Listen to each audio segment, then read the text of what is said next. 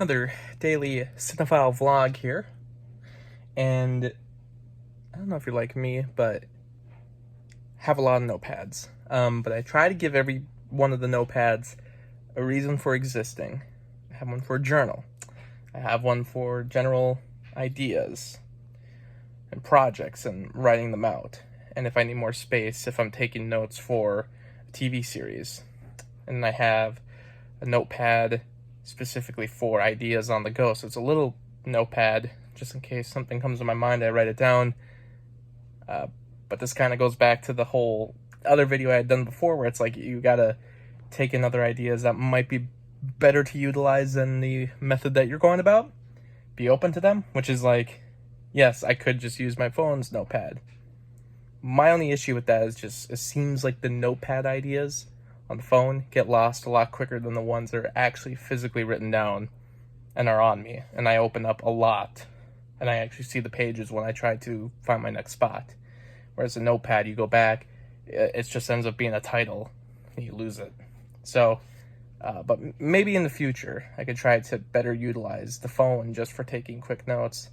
I have a notepad for taking notes while watching movies. I have my journal, my planner, and then I have other notepads that are just for specific projects.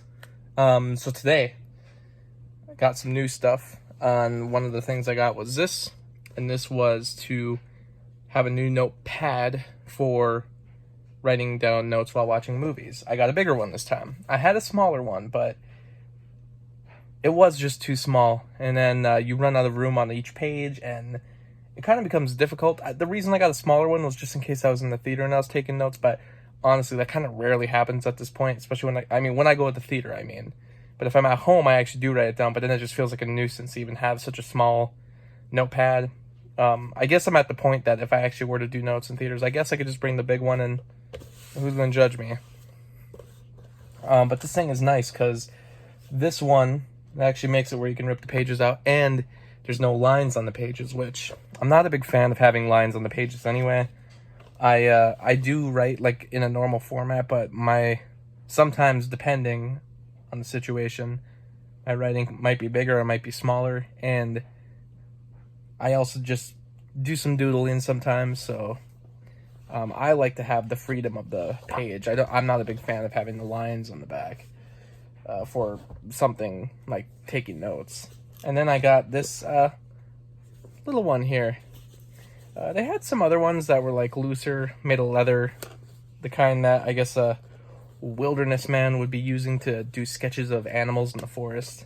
I didn't get one of those, but I got this one, which has the binding on there, so it can, you see that, make sure the book stays closed. This one also has pages which are not, there's no lines on there, so I could be free with it.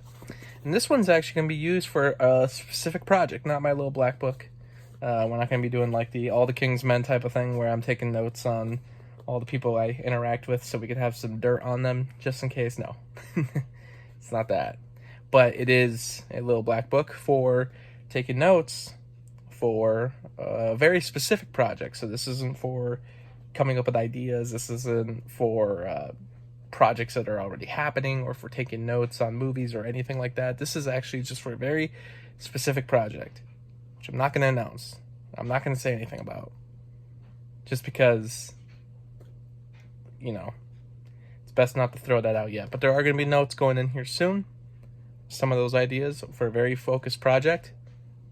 I've been meaning to get something like this for a while, and I'm very excited to start something new because you can really turn a notepad into a creative project in itself. If you've ever seen Guillermo del Toro, for every movie that he's done, he's usually got a journal, and he's just put all the notes and details into this journal, and they end up becoming like art pieces in themselves. It's very fascinating to look at, and it kind of inspires me to be like, we should devote, what's wrong with devoting one specific notepad to one specific project? I usually just have something for ideas, and then if I work out that idea a little more, I have like a specific book that I've had for years that I just kind of fill up with pages, and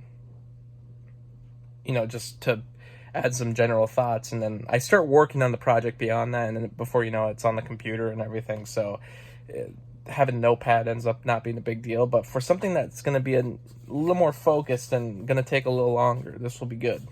So I like the idea of just having something specific, starting fresh, and working on a project just by writing down some stuff, going through my thoughts. So I don't know what your process is for taking notes and how many books you like to have around. Maybe you like just having the one big notepad for everything. Maybe you like having several like me. Do you ever get rid of them?